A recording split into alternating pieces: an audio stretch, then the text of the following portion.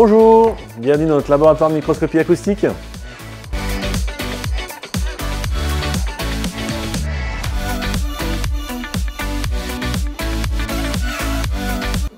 La microscopie acoustique est une technique d'imagerie qui utilise les ultrasons pour pouvoir inspecter l'intérieur d'un composant ou l'intérieur de la matière. Et en fait, on utilise donc les ondes ultrasons qui sont transmises ou qui sont réfléchies pour pouvoir créer une image à l'intérieur du composant ou remonter aux propriétés mécaniques de la matière testée. Et cette technique nous permet d'obtenir des contrastes très élevés malgré le fait que les différences optiques soient faibles. Et en fait, donc, ces ultrasons sont utilisés, on va dire, de manière avec une puissance très faible, ce qui le rend totalement inoffensif pour l'opérateur et aussi pour le composant à tester. Et donc c'est pour ça qu'on appelle ça le test non destructif, le test non invasif. Et on peut faire une similitude avec l'échographie médicale, donc c'est un peu le même principe. À la différence près, c'est que là, avec la microscopie acoustique, on arrive à observer des détails de l'ordre du micron.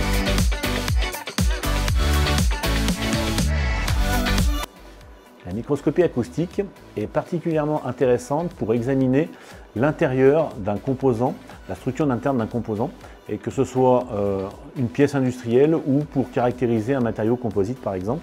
Et dans l'industrie, on l'utilise très souvent pour le contrôle qualité d'une pièce. Et l'intérêt donc, c'est que de manière non destructive, sans endommager le composant, on est capable de venir détecter des petits défauts à l'intérieur de la pièce, tels que des bulles d'air, des fissures ou des défauts de collage. Et en fait, donc, ce contrôle peut être effectué soit à la conception de la pièce pour détecter des éventuels défauts de conception, soit par la suite en fiabilité ou en test de robustesse pour s'assurer que le composant ait une durée de vie assez importante, ou cette technique est aussi très utile pour contrôler en temps réel la production, c'est-à-dire qu'on va venir analyser chaque pièce produite pour détecter d'éventuelles dérives de process de la production.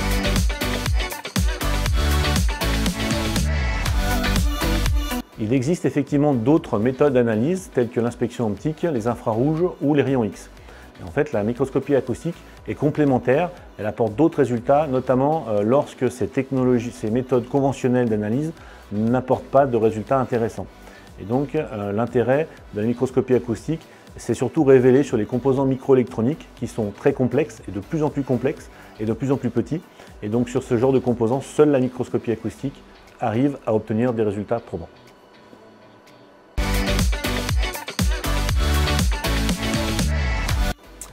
La mise en œuvre d'une analyse acoustique est assez simple. On utilise pour cela notre microscope acoustique SAM 302 qui est constitué, on va dire, de 3 organes principaux. Le premier, ça va être donc le scanner qui va pouvoir se déplacer en XYZ pour pouvoir balayer la pièce à analyser avec une résolution de 10 nanomètres. Le deuxième organe, ça va être la sonde acoustique, donc, qui est utilisée en fonction de l'application ciblée.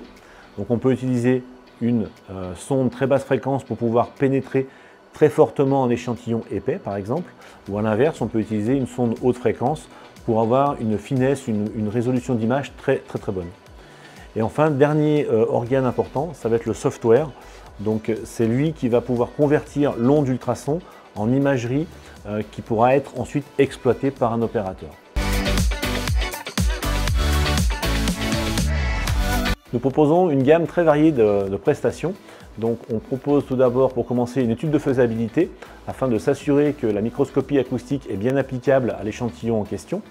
Ensuite on propose une prestation d'analyse, donc là c'est une analyse complète de l'échantillon avec la fourniture d'un rapport détaillé incluant les images observées et les défauts qui ont pu être détectés. On peut également réaliser ces prestations d'analyse selon une norme spécifique qui nous est demandée.